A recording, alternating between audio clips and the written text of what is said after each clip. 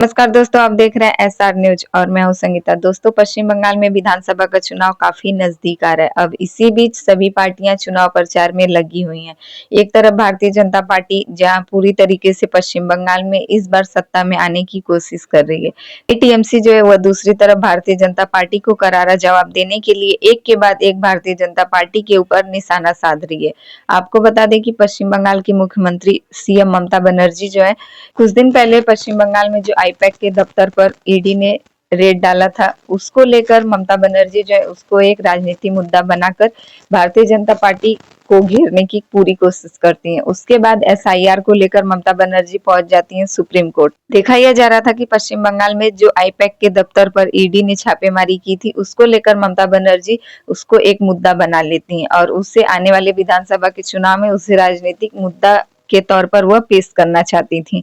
इसके बाद जो एसआईआर शुरू होता है पश्चिम बंगाल में, एसआईआर को लेकर भी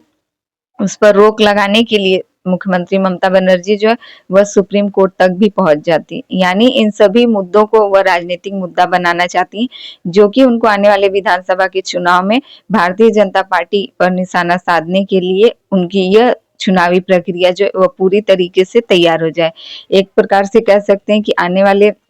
विधानसभा के चुनाव में ममता बनर्जी को यह मुद्दा भारतीय जनता पार्टी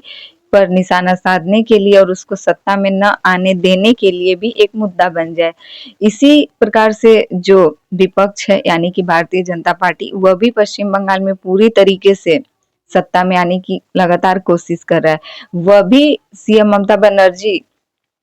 पर पलटवार होते हुए, उनके सभी सवालों का जवाब देते हुए, वह भी कोलकाता अग्निकांड को लेकर और बंगाल में घुसपैठियों को लेकर इन सभी मुद्दों को जो है वह ममता बनर्जी के ऊपर निशाना साधते हुए वह भी पलटवार होते हैं और वह भी कहते हैं कि पश्चिम बंगाल में जो सत्ता में बैठी है सीएम ममता बनर्जी, उनके रहते ही पश्चिम बंगाल में घुसपैठियों का आना, बांग्लादेशियों का आना और वहीं कलकत्ता में जो अग्निकांड हुआ था,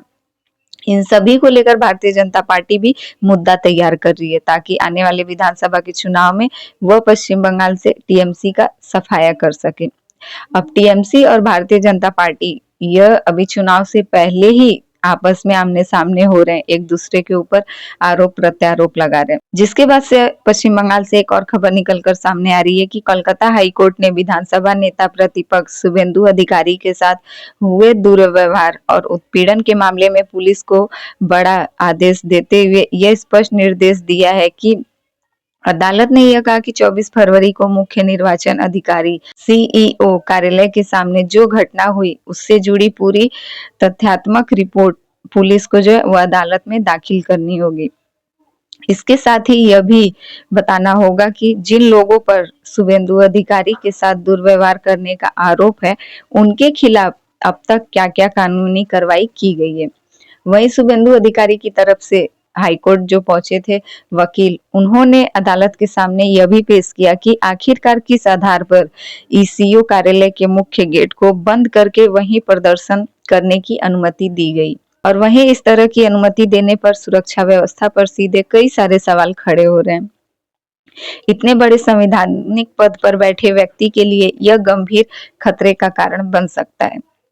और भविष्य में ऐसी घटनाएं जो कि दोहराई न जाए और ऐसी घटनाओं को रोकने के लिए ईसीओ संबंध सभी सरकारी कार्यालयों के कम से कम 200 मीटर के दायरे में धरना प्रदर्शन करने पर इस मामले में ईसीओ की भूमिका पर भी सवाल खड़े किए जा सकते हैं। आप सबको पता होगा कि नेता प्रतिपक्ष जो कि शुभेंदु अधिकारी हैं, वह 24 तारीख को ईसीओ कार्यालय पहुंचे थे। जिन जैसे ही वह ईसीओ कार्यालय पहुंचते हैं, उनके साथ वहां पर बहुत ही दुर्व्यवहार किया जाता है। भारी संख्या में लोग वहां इकट्ठा हो जाते हैं। बताया जा रहा था कि वे सभी टीएमसी के कार्यकर्ता थे। उनके साथ दुर्व्यवहार किया जाता है, उनके खिलाफ धरना प्रदर्शन किया जाता है और यही नहीं, शुभेंदु अधिकारी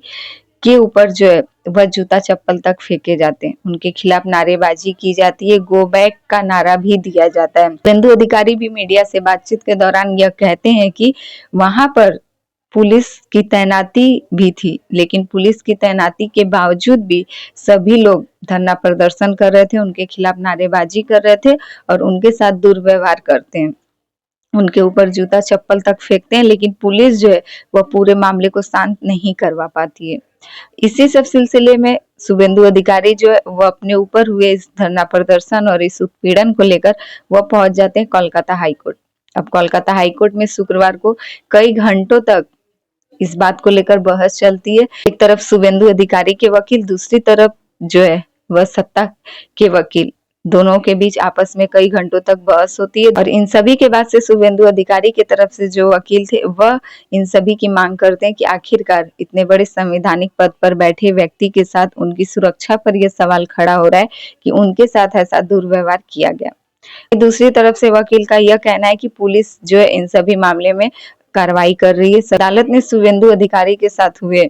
इस उत्पीड़न, इस दुर्व्यवहार और उनके खिलाफ हुए धरना प्रदर्शन को लेकर अदालत ने यह भी कहा है कि अब शुभेंदु अधिकारी की सुरक्षा पर निगरानी रखने को कहा है। तो इन सभी को लेकर आपकी क्या राय है? क्या आपको लगता है कि यह सब आने वाले विधानसभा चुनाव जो कि पश्चिम बंगाल में काफी नजदीक आ रहा है, इधर एक तरफ नेता प्रतिपक्ष शुभेंदु अधिकारी, एक तरफ जो सत्ता में टीएमसी, इन सभी के बीच आमने सामने वाद विवाद, क्या यह सब जो है यह जानबूझकर हो रहा है या फिर दोनों पार्टियां एक दूसरे के ऊपर यह सब जानबूझकर करवा रही है? इन सभी को लेकर आपकी क्या राय है कमेंट करके जरूर बताइएगा। हमारे चैनल पे नए हैं तो प्लीज हमारे चैनल को सब्सक्राइब कर दें और वीडियो पसंद आए तो लाइक कमेंट जरूर कीजिएगा।